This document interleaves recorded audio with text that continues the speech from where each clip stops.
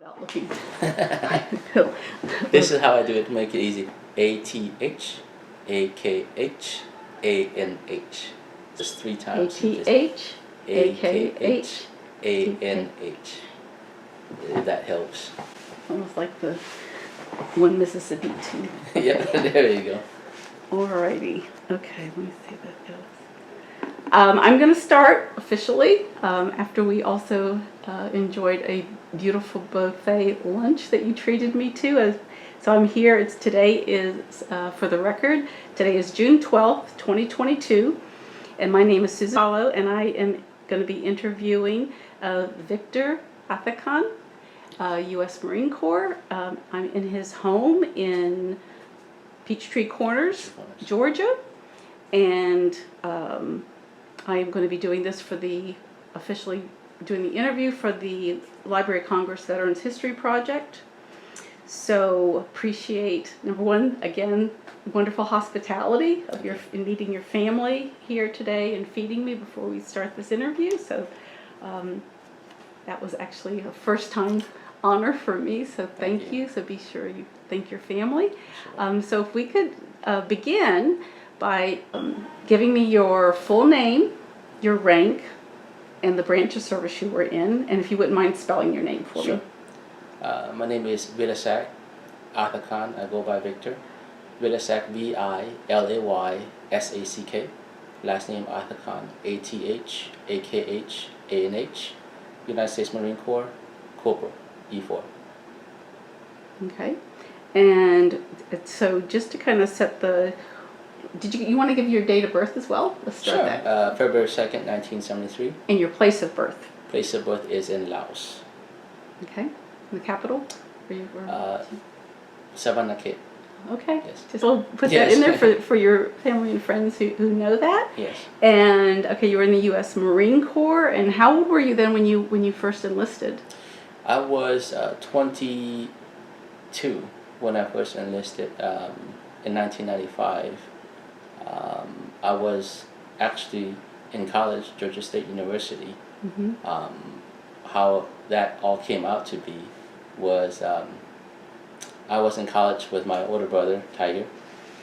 So my family, my father and mother, there was 3 of us, 3 sons. Mm-hmm. So my older brother and I was in Georgia State University, and my younger brother was about to graduate high school. Mm-hmm.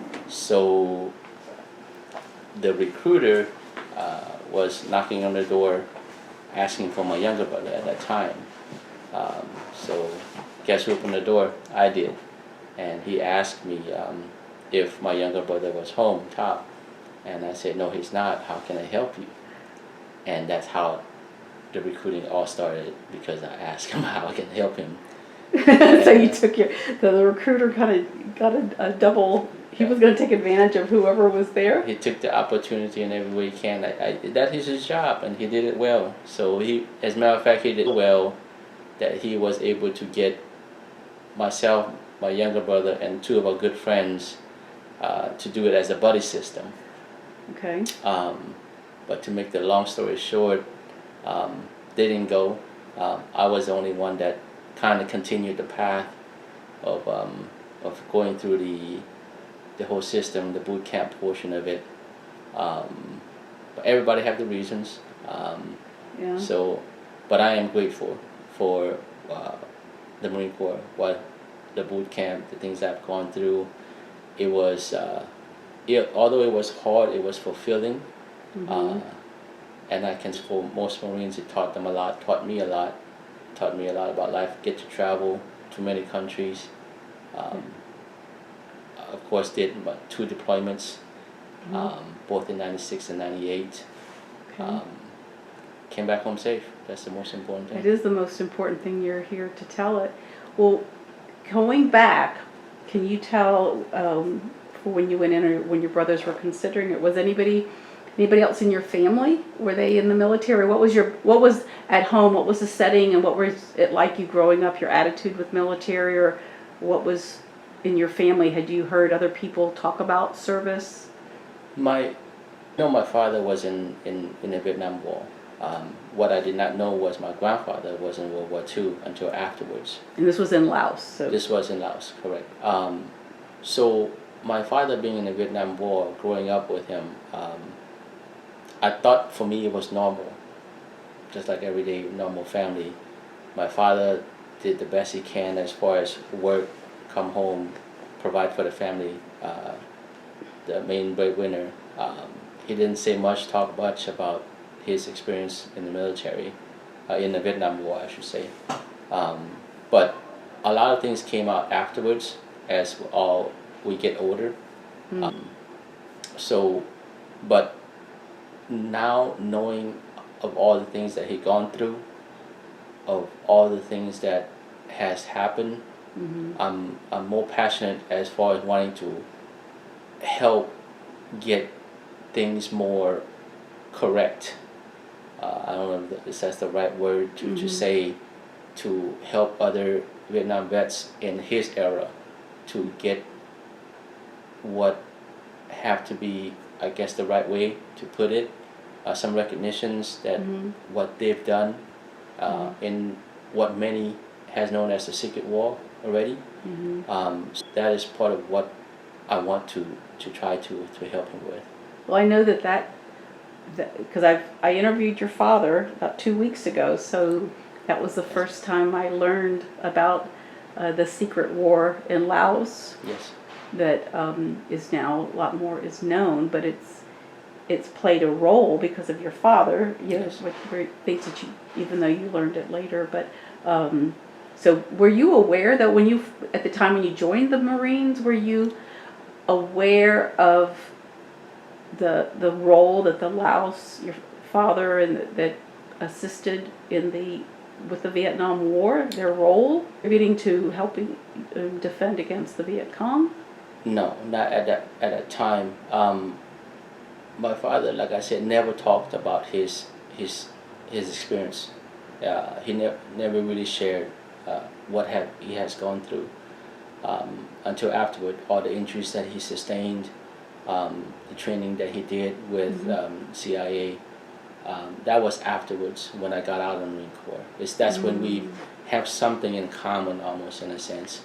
I understand what and why he has not mentioned.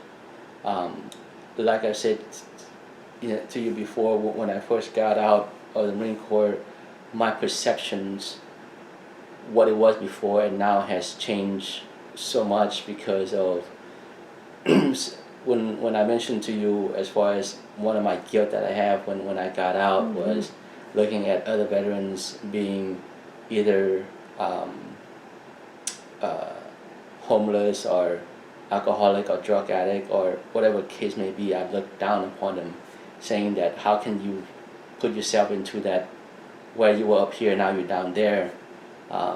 But knowing situation, there can be, PTSD could be like tremendous. Depression can be so bad. They had to find a different way to cope with their depression or PTSD through drugs or alcohol, whatever the case may be, to the point there was no return. So in that portion, to be where, that's when I felt so bad afterwards. Because not knowing what they've gone through, I'm thinking for me I'm fine until things happen to catch up with you. Although I want to say my short time in the Marine Corps, 4 years being short, we did so much in the 4 years, operation-wise, training-wise, and it's catching up to me as far as my body-wise. So I have never requested help with the VA because of the stories that I hear, how you have to wait up in line, you get denied, yada, yada, yada. So in my mind, I'm like, okay, I can suck it up, I can handle it. I'd rather have the senior Marines, one that's probably needed more help, get their help first. I don't want to take up their line. Let them do what they gotta do, I'll do what I do, and I suck it up, I handle myself. It was to the point to be where I was working at a restaurant and I was limping because it's gotten bad. But I never thought about asking help still from the VA. I was just going to go to my regular doctors and do my own thing until a postman, a regular postman, he also happened to be a veteran, and he brought the mail to me as I limped up to him and said, "Thank you, boss," talking to him. And he says, "What's going on with you?" I said, "Back pain." And he says, "From the Corps?" I said, "Yeah, you know how it goes." And then he says, "Look, can you come out here?" But he wanted to take me out of the restaurant, pull me out to the patio. He says, "Sit down and talk with me." And I said, "Yeah, what's going on?" I said, "Look, you need to go to the VA."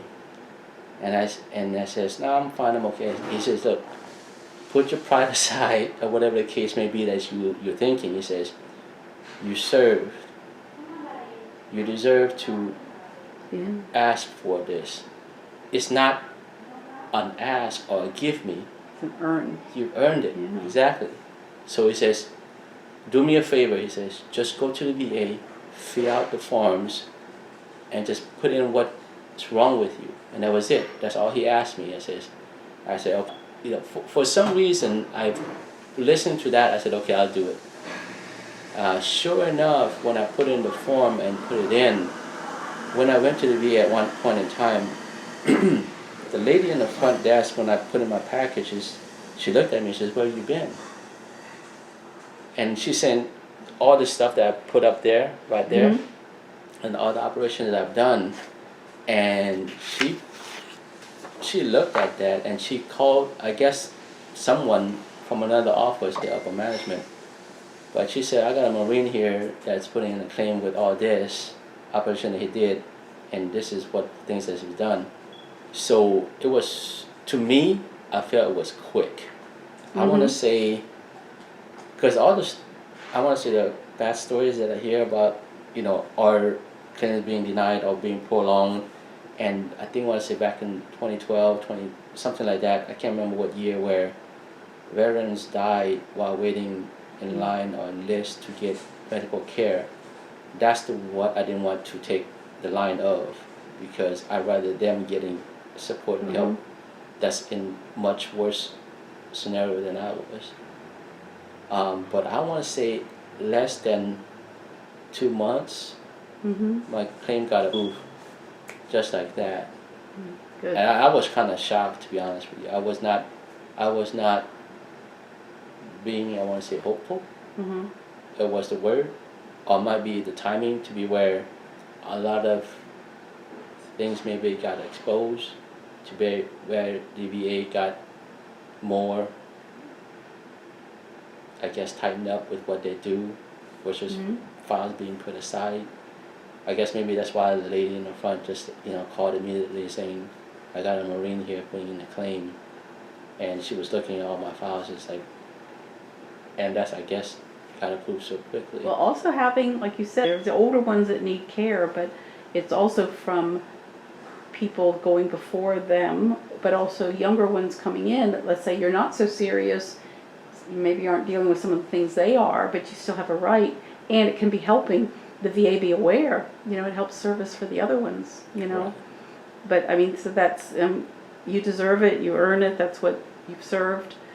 And also giving the VA is trying to respond, or, and that's from everybody, some people speaking up and advocating for other veterans and hoping to make it so that people don't have to suffer, or they have, or before it gets too far. Like you said, you might have been able to do something earlier if you had, possibly. But do you mind, could we dial back to when you, so if you don't, when I'm trying to, because I know now that you grew to appreciate a lot of things because of your service. Yes. But at the time when you left, so you finished Georgia State and then you went into the Marine? I was still in college at the time, so I was doing my 2 years. Okay. I had a 4-year program, of course, going to Georgia State. On my second year, finish up my second year is when the recruiter came. Okay. That's when I signed up. Okay. Yeah. So, and then what was it like? I'm just curious then, from when you did go to boot camp, can you remember how you were feeling going into it when everything was new? And where did you go exactly for your training? So going in, I did a little bit of research. Probably I should have done more. um, I'm not. I don't want to talk negative about other branches, but when I was doing the research as far as, let's say when I get out of college, and I had to apply for a job, if a new graduate from college going up with another graduate, you know, what will give me an edge over the other graduate college student? So what I've learned is that, you know, veterans are being preferred or favored over another graduate. So I'm like, okay, this is what at least the recruiter was telling me, and of course that makes sense to me because you serve, you're proud, you're doing your it's the military here in the United States is all voluntary. It's not mandatory. It's what you're able to give your time and serve and do for the country. So I'm like, I want to do part of that. I know my father have for his country as well, and here I'm in the United States. I want to do it for the country I'm living in here as well. So that was a plus. So then I went a little bit further as, okay, if another veteran going for the same job, which branch would they? Okay. You drilled into that. Okay. I went a little bit deeper, let's just say. So I've noticed that the Marine Corps was a little bit more respected. Again, not wanting to put any other branch down, we're on the same team. But then I also look at the boot camp portion, and I was like, yeah, it is tougher. It's a little bit longer, 13 weeks versus 8 weeks or 9 weeks. So in my mind, it's like boot camp's going to be a shocker to me regardless. It's going to be hard. Maybe suffer just a little bit more to be part of the best and what I want to be. That beeping noise. I didn't hear anything. Oh. Go ahead. Is it still here or gone? Gone. Okay. You can just stop. So that's why I chose. Then again, I have not really researched any other branches to go in and see. But it also, my recruiter was able to give me the MOS that I was looking at, which is the 0151 administration, because I was studying business in college, which also to me kind of makes sense. So I was thinking, okay, office job, administrative, business, that was the background. It doesn't matter you're black, white, rich or poor, whatever the case may be, everybody, we got together and we make friends. Yeah, it's a brotherhood. So where'd you go from there? When you got your MOS? So I went to Camp Lejeune for my Marine Corps training, and then after the Marine Corps training, everybody got their duty station. I requested East Coast, of course, being close to home here in Georgia, but the Marine Corps is going to put you wherever they need you. So that's what I've learned, and my MOS was required in Camp Pendleton, California. Again, I'm thinking, okay, still in the States, Camp Pendleton is not Hawaii or Okinawa, Japan. I'll go there and see how my duty station is. I got put in 1st Battalion, 1st Marine, 1st Battalion, 1st Battalion,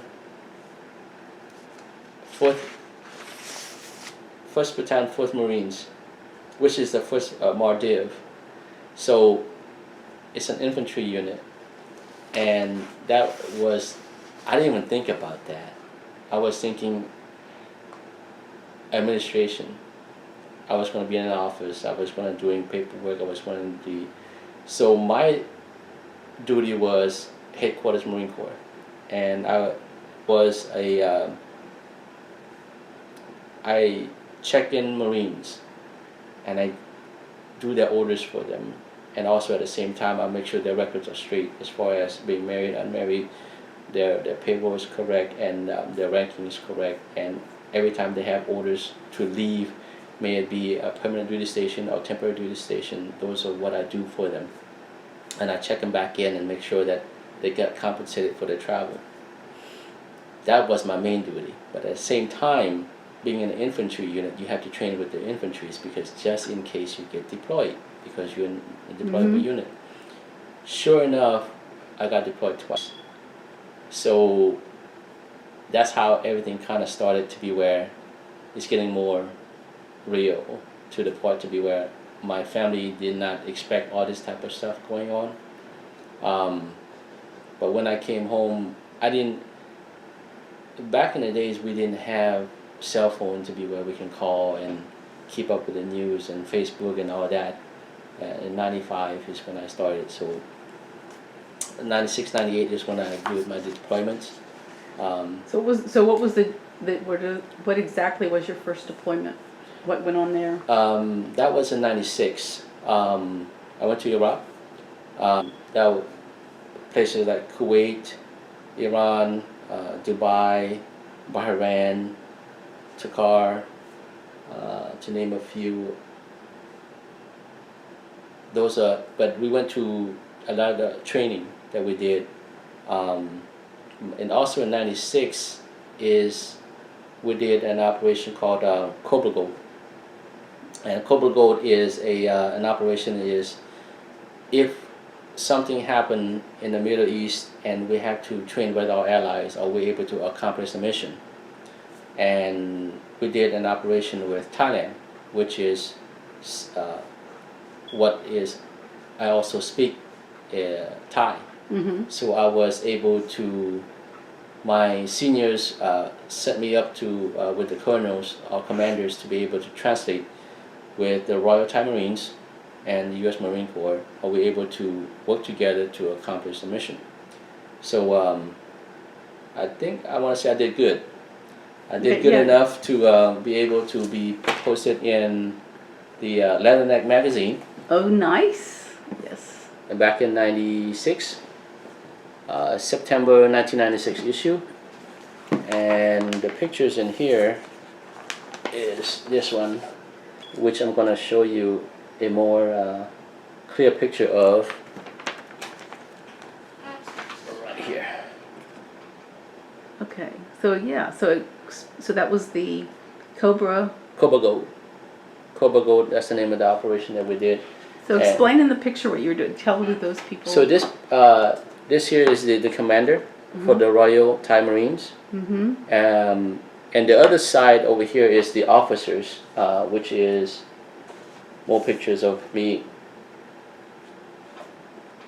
translating between Thai Marines. And this was in our ship, by the way. Our ship that I was in during that time was called the USS Tarawa. I was lucky to be in the same ship twice on my deployment to make it easier, because the air carrier is huge. It's like a moving city, so you can get lost in there. But I was lucky to be in the same ship twice.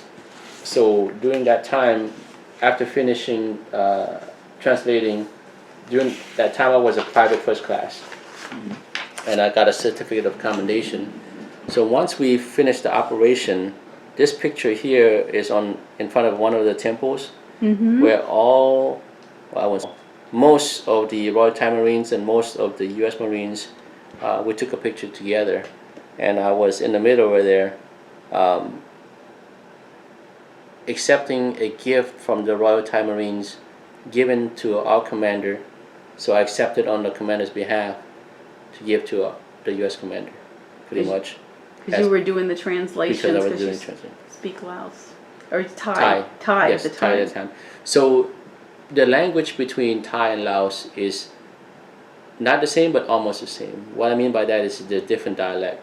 The way I can probably make it more simple is that back in the East, Laos is not as modernized, but Thai is. So that if you think about listening to Thai music, Thai movies, the CDs, the tape that came out during that time, Thai had that first, and Laos was able to listen to those music, to those movies.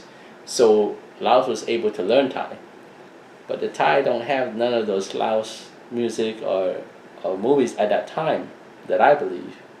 So the Laos would understand the Thai, and would able probably to good enough to speak it as well. And that's how I was able to translate portion of that. But the Thai, it was hard to translate anything from the last portion of it. So that was you were able to do that because you were. That's great. Yes. That was something. Still, did that get you a promotion or at that time? It was really hard to get promoted in the Marine Corps, but it got me a certificate of commendation and meritorious mask, basically certificates that you did a good job, pretty much. Those are good. Yep. Recognition. That's the start. Yeah. Yep. That wasn't something you were expecting. Yep. And then how was the life on the ship? How was that? Is it comfortable or? It was so the first time that I was on the first time I was on a ship, a cruise ship or aircraft carrier. That was the first time, but it was something to get used to. It was a wow factor for me how big it is, how huge it was.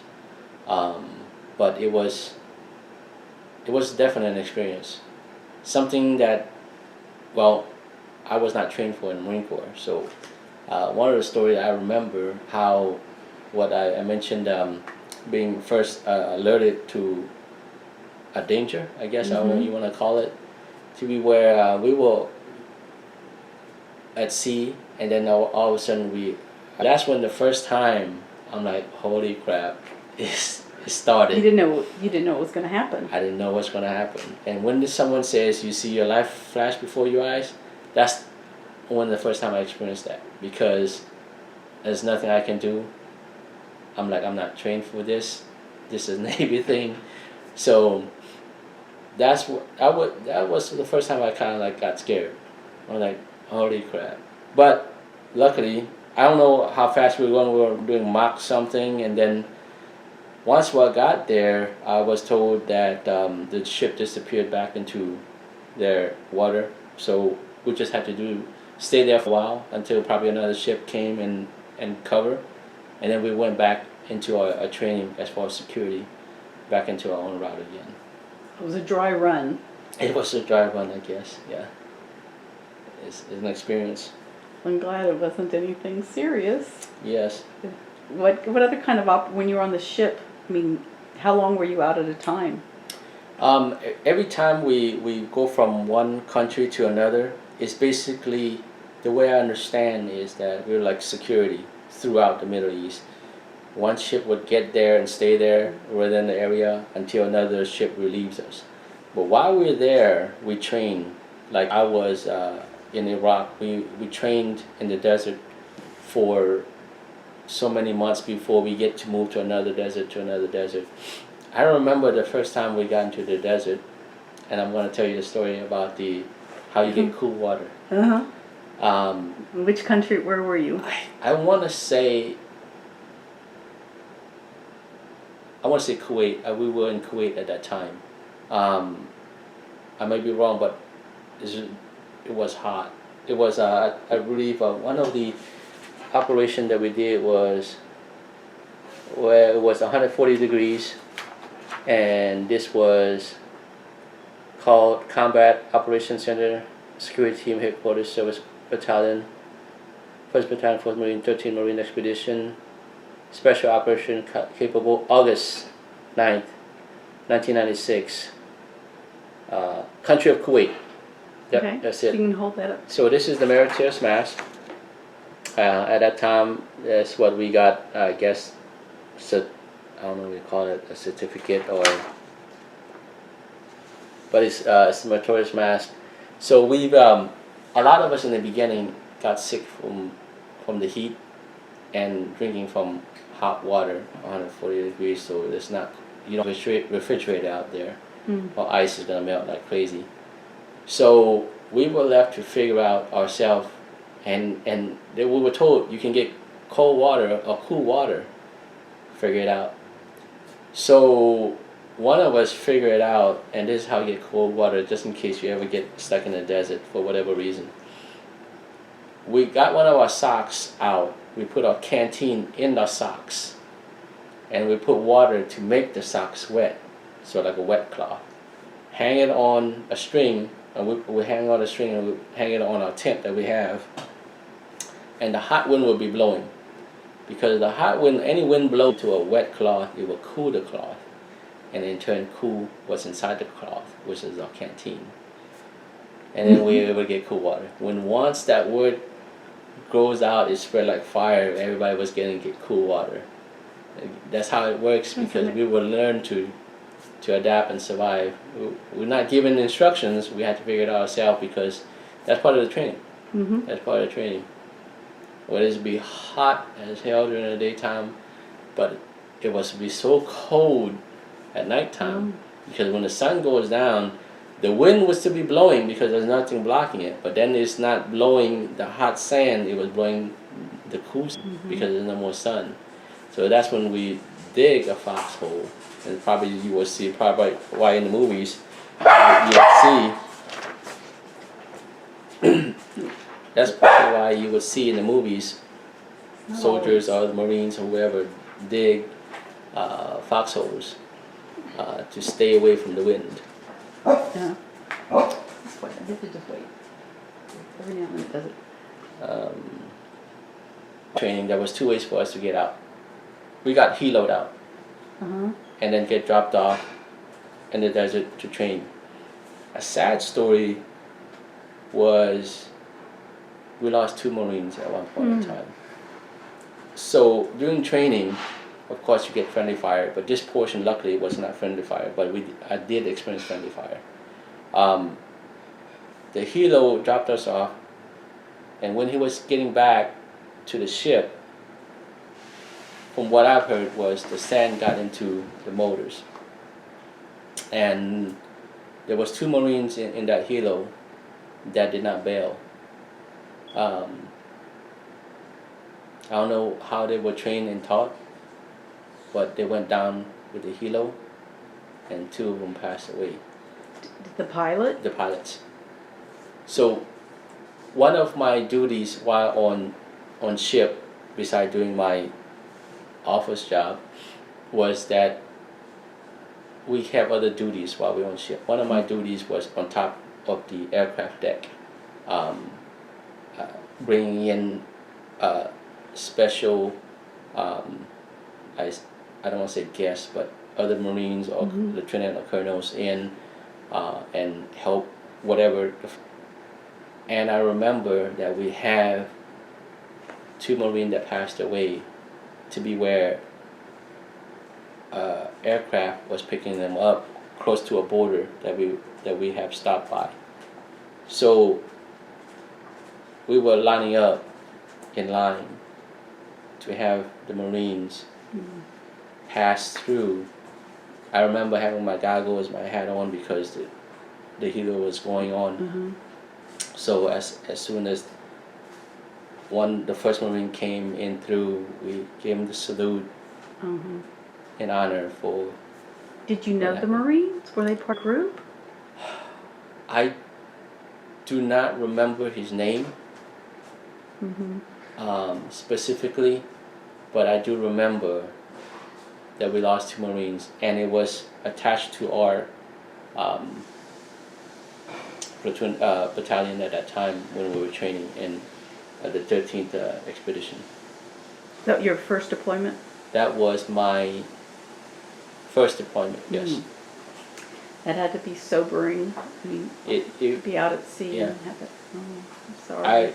A lot of things happened that I did not expect. Of course, nothing of this type of stuff you expect, and it's not told for you beforehand. Even the training that we did in the desert, to be where there's no road, so there's no road map. You just gotta go by 5 click here, 2 click there. So you just have to follow it, that portion where, and when the training goes out, that's how you see stories and how you got ambushed, because they know the terrain, we don't, as we being there. So I do remember in that portion to be where we were supposed to get to the front gate to be where we can get in. We were kind of on the side gate, so they didn't know who we were. Something happened to be where we got fired at because they thought we were not friendlies. We were like enemies. So we got shot at until somebody held ceasefire, and our Humvee was already shot up already. And I can tell you, I remember the story of the football player. I can't remember Pat. Oh. Pat. Oh yeah. Go my time yet. Yeah, I think you know who I'm talking about. He was a famous football player that after 9/11 he says, I'm going to be part of this. So he gets his multi-million-dollar contract to play football. And of course, in the beginning, they said, he got ambushed. But later on, they found out it was friendly fire. So the friendly fire portion is definitely... Was it from that event? Was it from that time when you all were going around, or you were just saying it as an example? Yeah, I just gave it as an example. Friendly fires, it is definitely... Being in the desert, it happens. There's no road. You can just be a click off and you might be considered enemy versus friendlies. Yeah.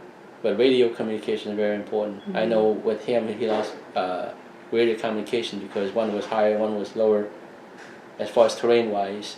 So they didn't have, so they just see each other as probably enemy at that time because they have no radio communication. But you can understand, because you know the conditions, but it's hard for somebody sitting over here in the United States to understand how that can happen. Yeah, is it in your mind? It's like, you're wearing the same uniform. Don't you have radio communication? You should know everybody that. It's like, in an ideal world, yes, it would be nice.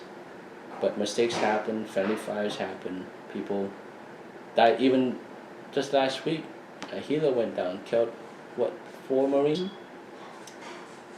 Training exercise. Yeah. Training caused even injuries, even death. So, but that's part of the job. Yeah. So I guess you try to avoid it, but the best we can. Yeah. One of probably the things that I also want to say, injuries that happen. When I was in my first duty station, infantry unit, hardcore. Don't cry, don't be a pussy. Oh, you're hurt? No, sir. Continue going forward. I remember going to my first unit, never went to medics. You were kind of looked down upon.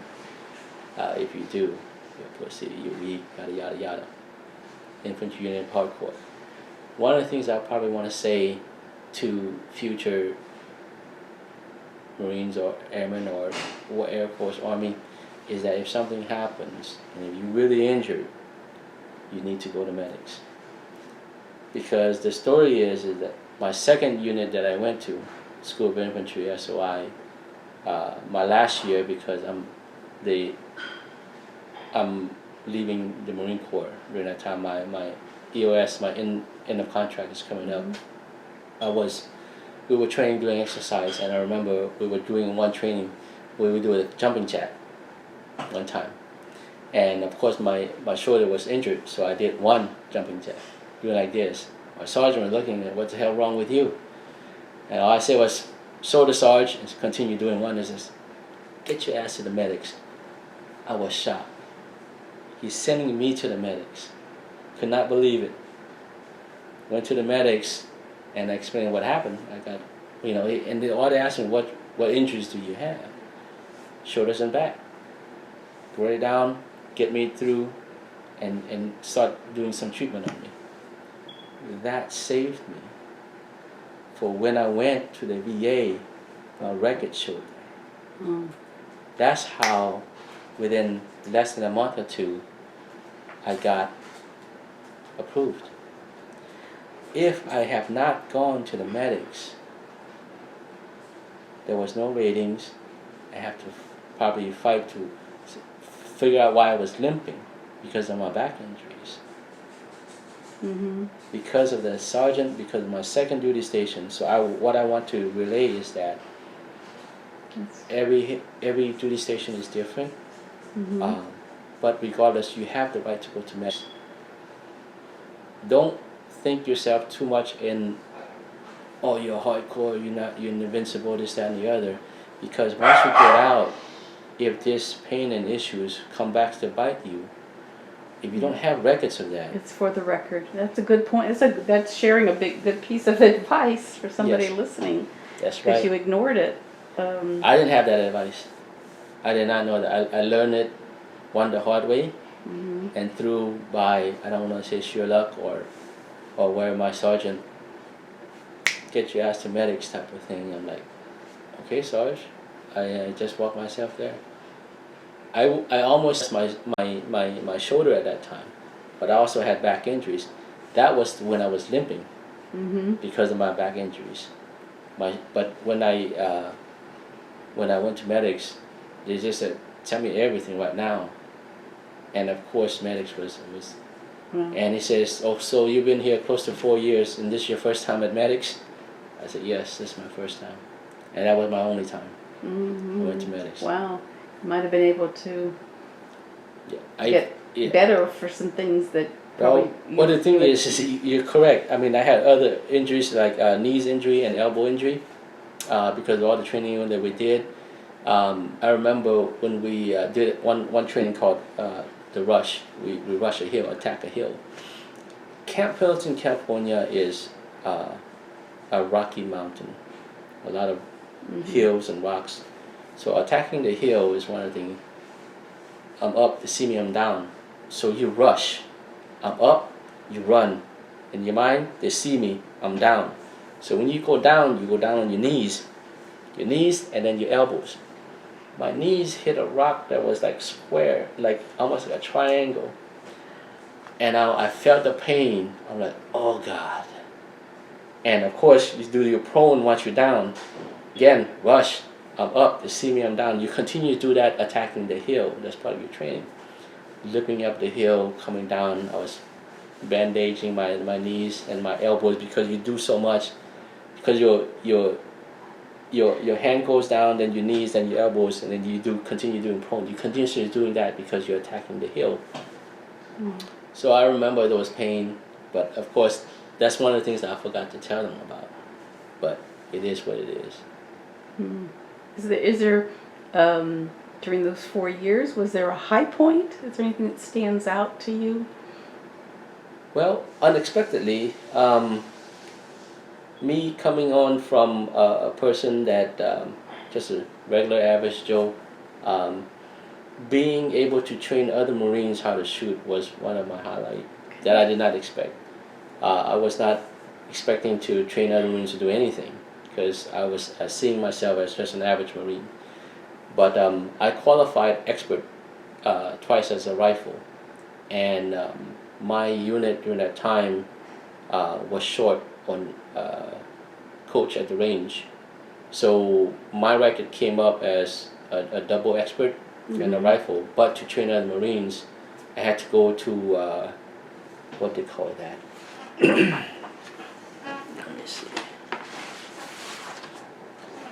A marksmanship coach course. So I got sent out of my office and actually I almost like did my own paperwork as far as temporary duty station.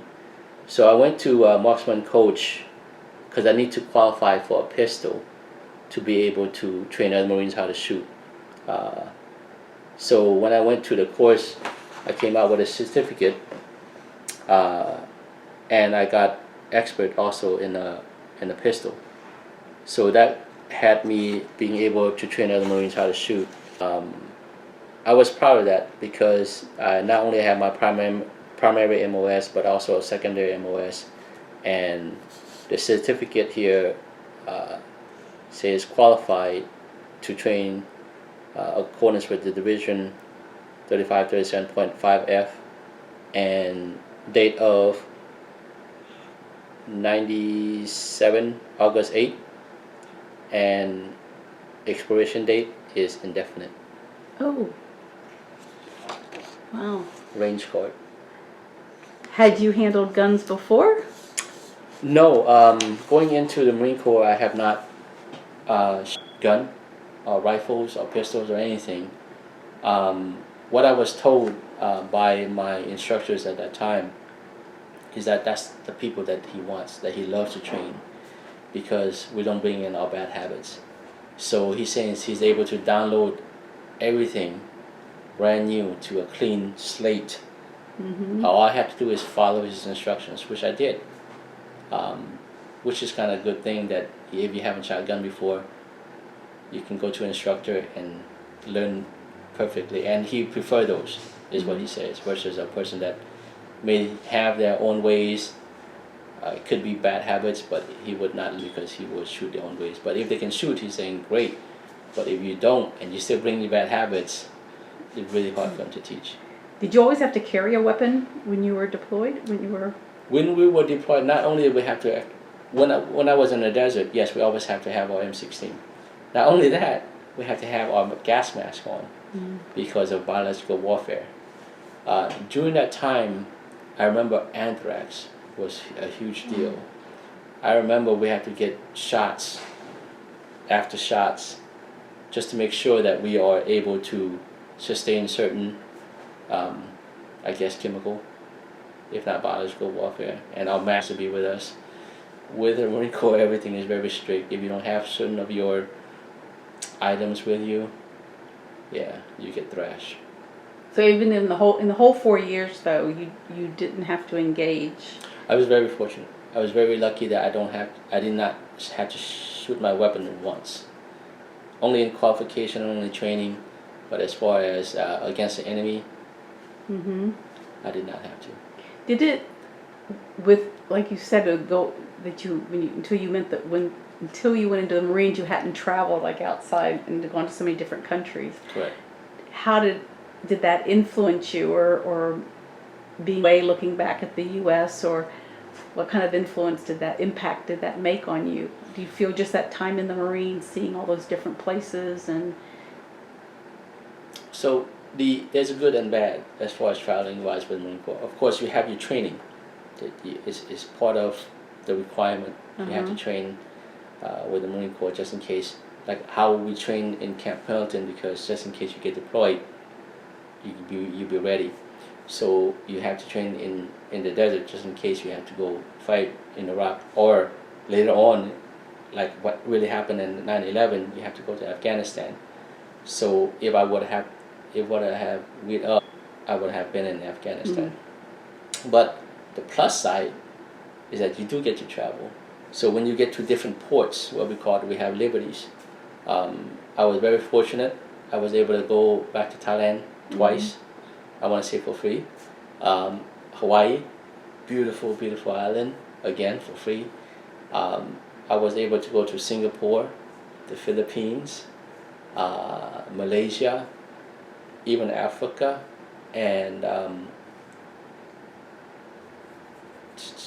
Hong Kong.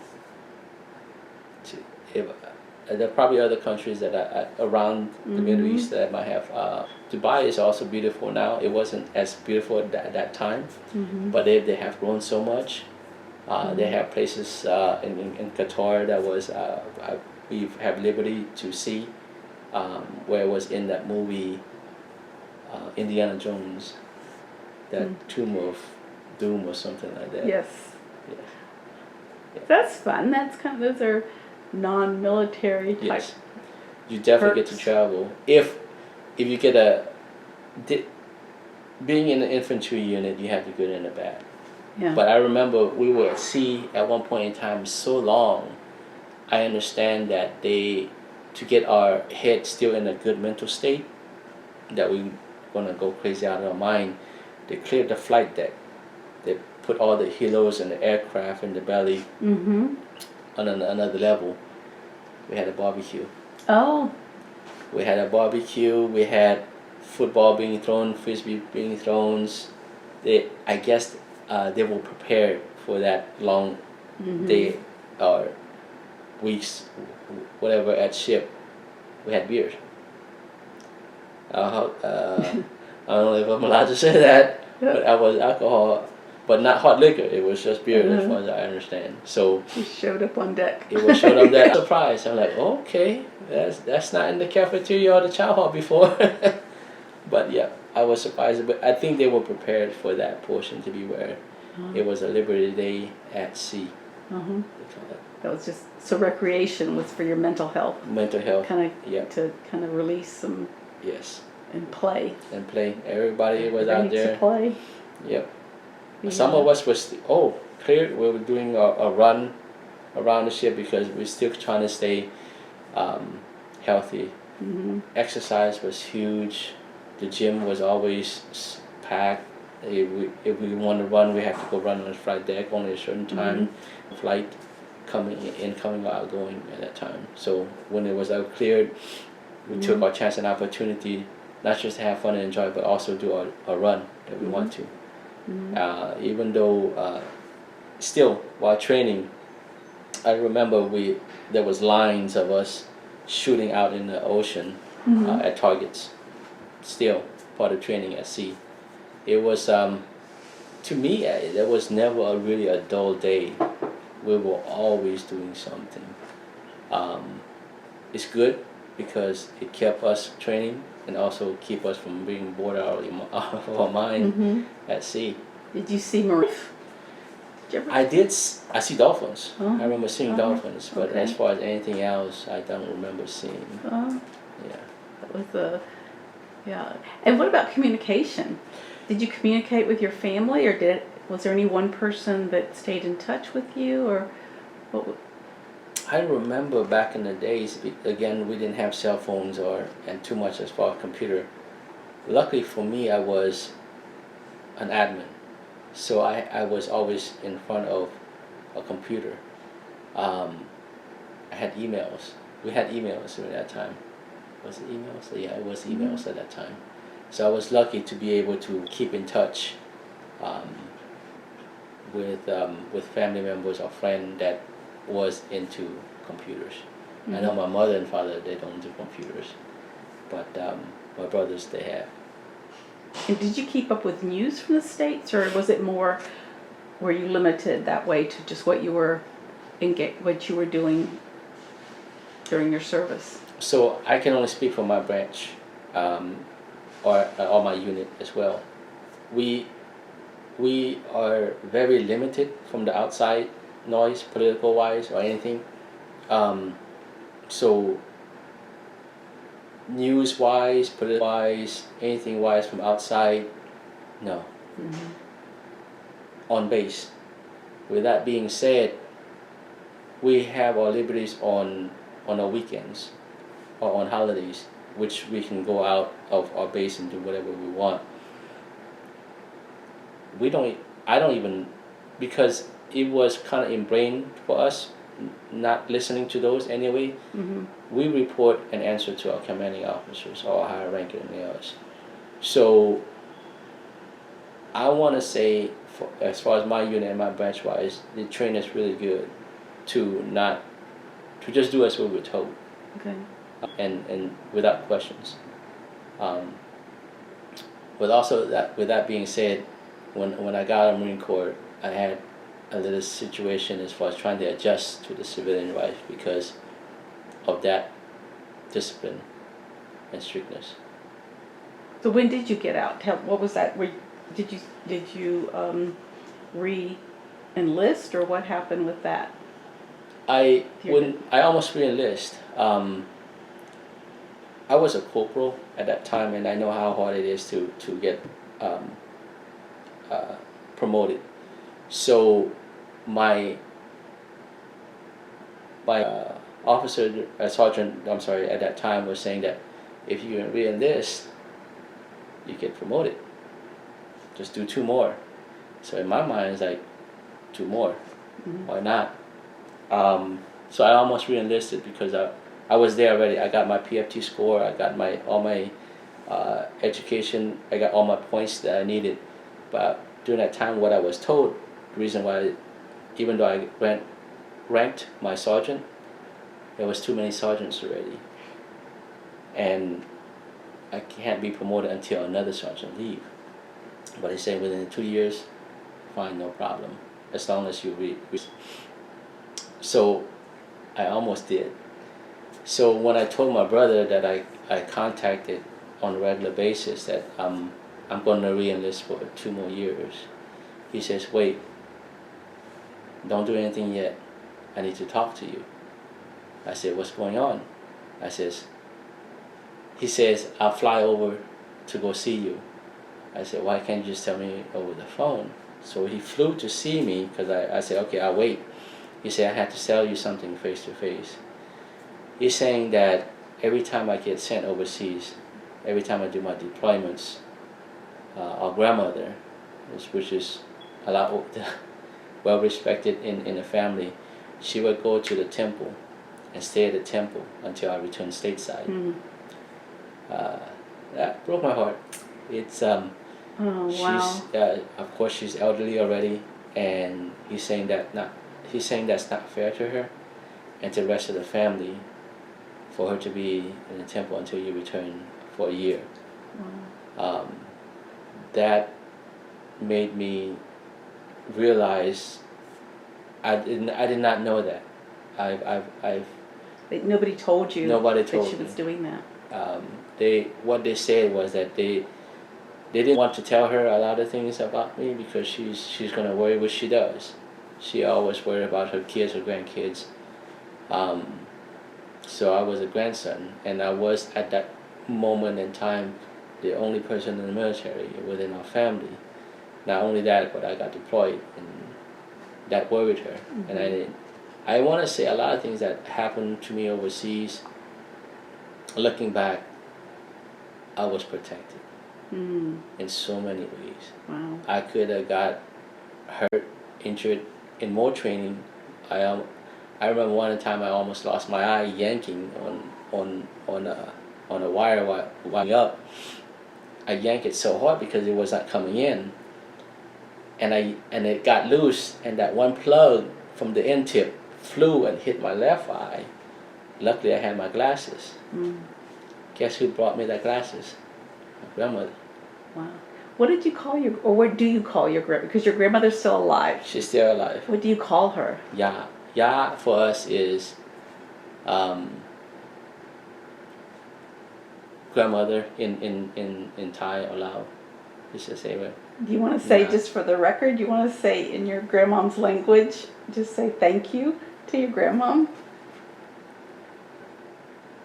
Of our grandparents, because through thick and thin, through refugee camp, all the way to the U.S., different states, with their prayers, their guidance, That's their beautiful. love, their support, it's unconditional. No matter how much as young and stupid probably and mistakes that we made, they're always there to support us. Yeah. And life lessons, I learned so much from them. Young, I did not grasp. I did not, probably should have listened more of the wisdom that they try to convey to their young ones, their son, their granddaughters, everyone. Looking back at this, it's like so much wisdom. My grandfather passed away, but my grandmother's still alive. So I guess to all the others, that the young ones that think that they know more or thinking that they know best, find out or look at them and ask them all the things they've gone through. They experience a lot.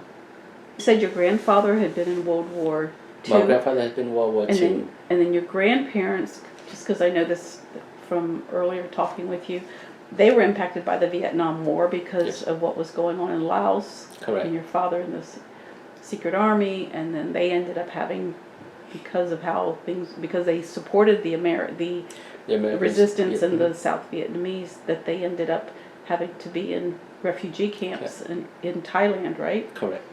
Until they were able To be transferred out, deported out, is definitely was a chaos moment. A lot of us, myself and my aunt, my family, my brother, sister, mom and dad. I'm sorry, not my sister. My two brothers, my mom and dad, and the rest of the family came straight to the United States. Myself and one of my aunt was in France. So, like I say, it was chaos. But I understand and don't understand. But there was a lot of confusion. There was a lot of chaos. People, if you can just say things happen here in, like for example, in Iraq, refugees going everywhere at a moment's notice. It was just like that. When the Shanghai collapsed, everybody was we would thought it would be okay to stay, but then communists came, take over, and everything was a mess. So, but luckily, I was able to, after 2 years separation, I was able to reunite with my family here in the United States. So you all, it sounds like you have a really big, close family with your, I mean, your grandparents were Oh, yes. very strong, keeping you together, and Yes. then a lot of you now live in Georgia. Georgia, correct. You get together. We get together, yes. Once we get together, it's a huge moment for us because it not only we're happy, you can see the happiness in our grandparents to see their child, their grandchild, their great grandchild. So they are also blessed because I believe with all they're given, we know it's our duty, obligation, and a privilege to give back. Well, you all seem to be doing that, and I know they're very proud of you. Yeah. So I thank you for doing this, and I didn't know if you want to mention, because you said you were just to what you're doing now. How did you? What have you done since, or for this, or what are you doing now? Yeah, you and Okay. your family. If you want to just mention what you're doing now, because it is related Yeah. to your Okay. to your background. Okay. Just so for the record here, because So, besides having a business as far as a restaurant business since 2006, Wild Ginger, which is here in Chamblee, Georgia, we started a nonprofit organization also to help other veterans, including the idea came from my dad to help other veterans that need help, that does not have enough help or being supported either by the VA or the government or wherever else. So our organization help all veterans that's in need. Why we mean by all veterans?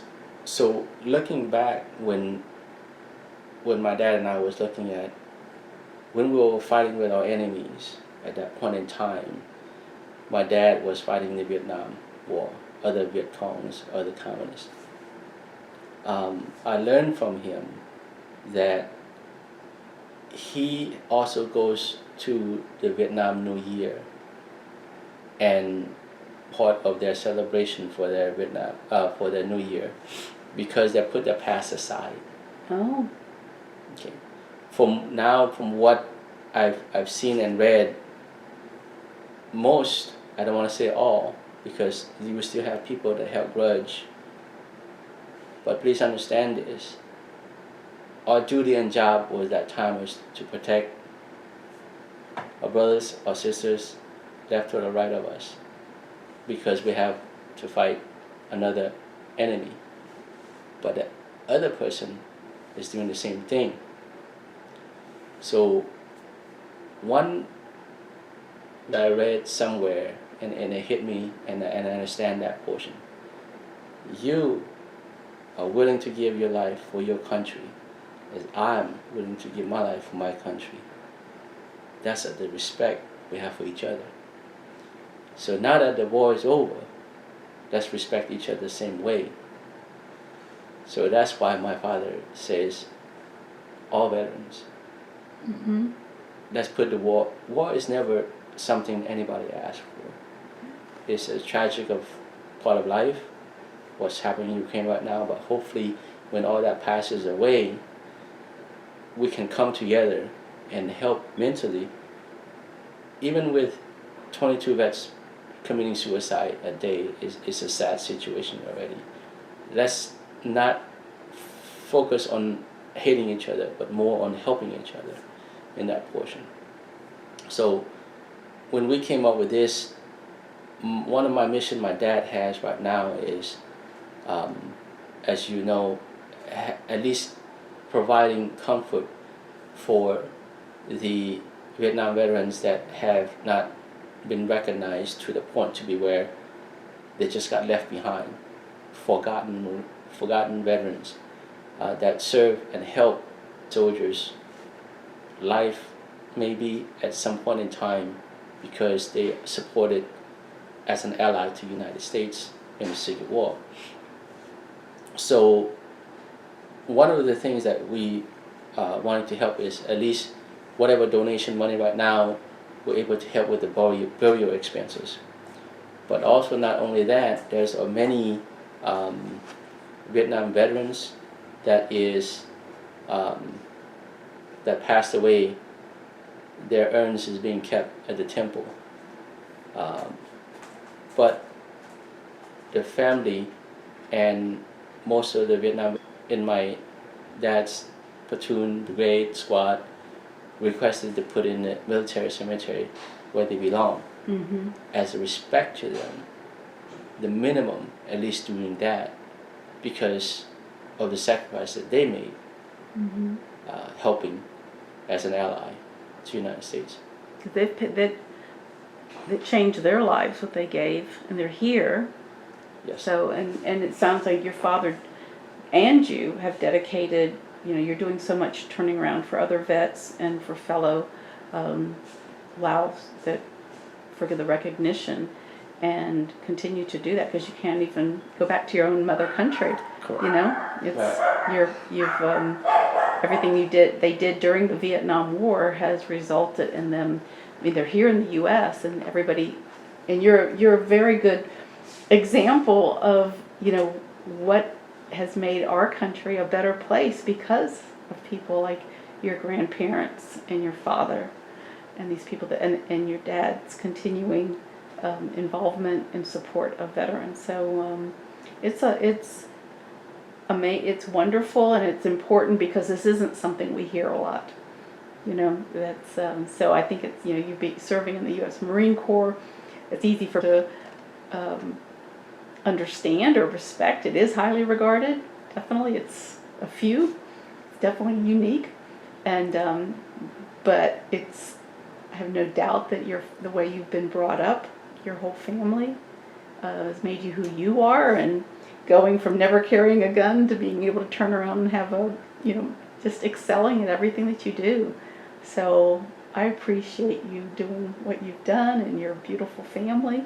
So is there anything that you'd like to say to wrap up, just or mention? In fact, let's do mention, because I have met your family, but if you could just names of so you're now married and Yes. your kids, and can you give names? Yes. My wife, Rachini Wan, goes by Janet Athahkanh. My daughter, Gina Athahkanh.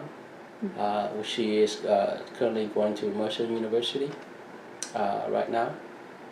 And my son, Arthur Athahkanh, he's going to be a freshman in high school next year. And talking to him, he's looking into also in the military as well. So maybe he might continue the tradition from my grandfather, father, to myself, and then my son, and whether it be 4 generations. Yeah, wow. Mm-hmm. 4 generations within my family line. We'll have to continue that. Well, that's great. Yeah. But it's been really, really interesting, and I'm sure your family will enjoy listening, and I will be continuing because, again, we've interviewed your father for the Veterans History Project, and next Saturday, I'm going to meet some more friends. And like I told you, this is not a final. The Veterans History Project, it's going to be around forever, and we can add to this. But right now, we'll wrap up. And thank you so much. Thank you for the honor of being here with you and your family. And thank you so much for your service as well. Thank you for what you do, Susan. Appreciate it. All right. Well, thank you. Thank you.